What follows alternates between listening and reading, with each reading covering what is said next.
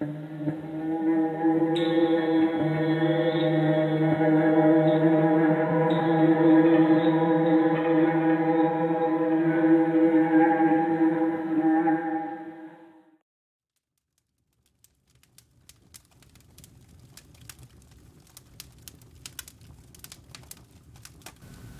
evening, and welcome back to Haunting the Fireside, a series about ghosts and other mystical things.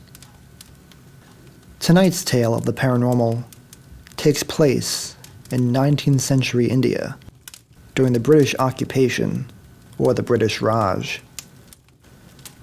Written by the journalist Charles Bertrand Lewis, perhaps better known as M. Quad, the story has none of the humor that was supposed to be found in his other writings.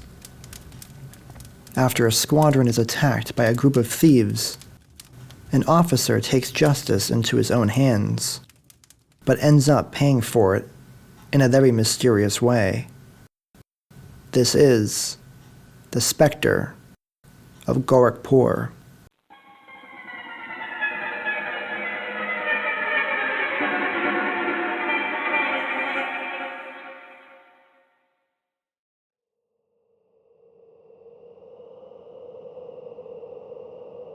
The garrison of Gorakhpur in the province of Ond, India, in the year 1862, consisted of 4,000 men. About half of these were split up into small detachments and stationed here and there in the north to keep order among the hillmen and punish raiding dacoits. Dacoits are bands of robbers under command of a chief who holds a religious influence over them, and they are yet the pests of India along the foothills of the Himalayas. They are daring men and hard fighters, and very few British soldiers who fall into their hands are spared. We of the 4th, comprising 80 men, were stationed almost as far north as the borders of Nepal. We had plenty of skirmishing with the dacoits for a time, but finally dealt them such heavy blows that they drew off and left us in peace. We were in the midst of what seemed to be peace when the Indian government dispatched a large train of treasure and military supplies from Gorakhpur for Gorkha. Colonel Kemble, who had been ordered to take command of the garrison at the latter place, being just back from a year's leave of absence in England, was with the train, and the whole was escorted by 250 cavalrymen. The route for the train brought it past our station, where it rested for a day and then moved on. In a gorge 15 miles to the north of us, it was ambushed by over 1,000 dacoits and suffered a severe misfortune. There was not only a heavy loss in killed and wounded, but the treasure and a portion of the supplies were stolen by the dacoits. The remnant of the train returned to us and went into camp until reinforcements could come up. The bullet-headed, tyrannical Colonel Kemble, whose obstinacy and recklessness had brought about the disaster, proceeded to make it red hot for everybody. Any sort of men, except British soldiers, would have mutinied and taken his life. Raging over his defeat and feeling helpless, he ordered out detachments and commanded them to bring in every native they could overhaul. It was a well-populated country, with hundreds of loyal natives to be picked up, but the colonel proceeded to look upon each and every one as guilty of having had a hand in the attack on the train. More than a score were shot or hanged, while others were whipped at the post or ordered out of the district. It was a reign of terror for 3 weeks, and the end was a fitting one. One day, my own detachment brought in a mere boy whom we had found cowering in a thicket. I do not believe he had the slightest knowledge of the ambush or took any part in it.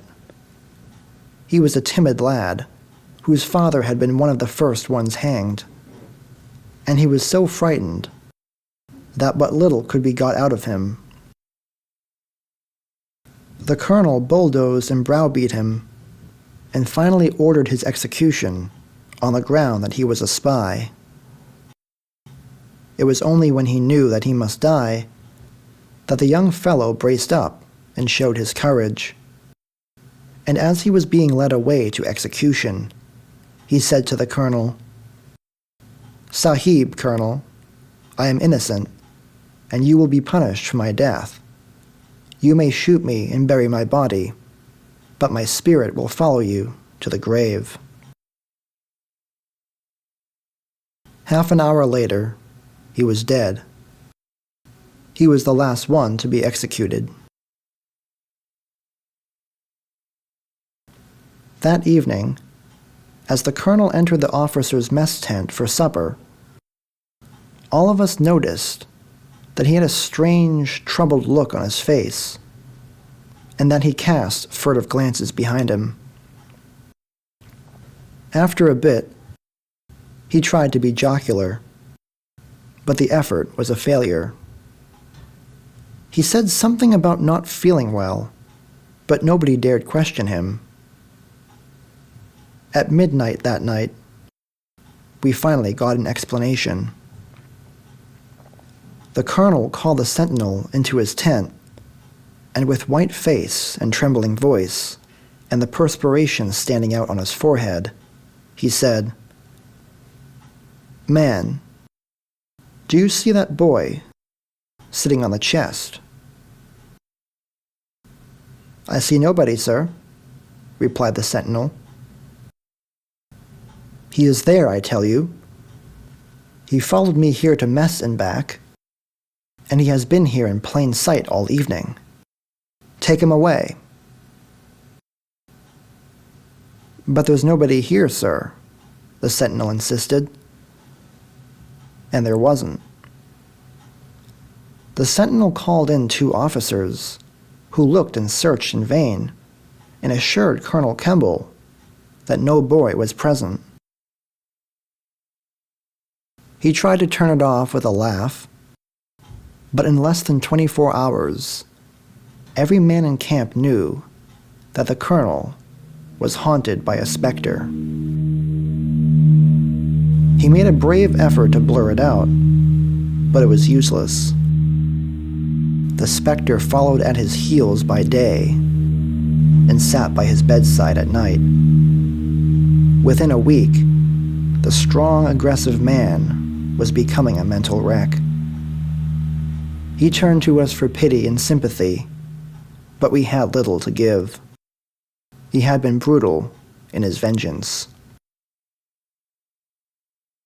The surgeon looked upon the case, at first, as some disorder of the brain, but later on acknowledged that it was something beyond his medicine.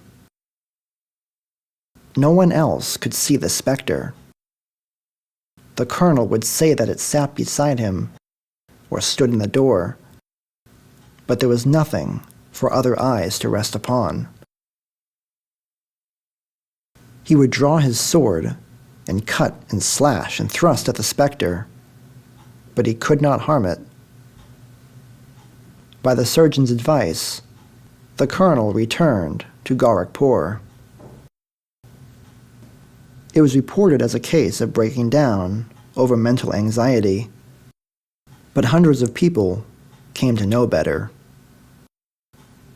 The specter followed him back, followed him to the house of a friend, sat with him through every night, and dogged at his heels through every hour of the day. He could no more shake it off than he could change the color of his eyes. He made the gamest sort of fight, knowing that his future career was at stake, and at length, all men came to pity him, and avoid him as one accursed. He was medically treated, given brief furloughs, and every effort made to build him up. But at the end of 8 months, every day and every night of which had been a terror to him, he ended by shooting himself in the head. Was it a case of a man haunted by a spirit seeking revenge? It was not so reported officially, but from first to last, and from the highest to the lowest, including 2 surgeons, it was fully and firmly believed that it was, and the uncanny affair had a great influence over other officers in their future treatment of the natives.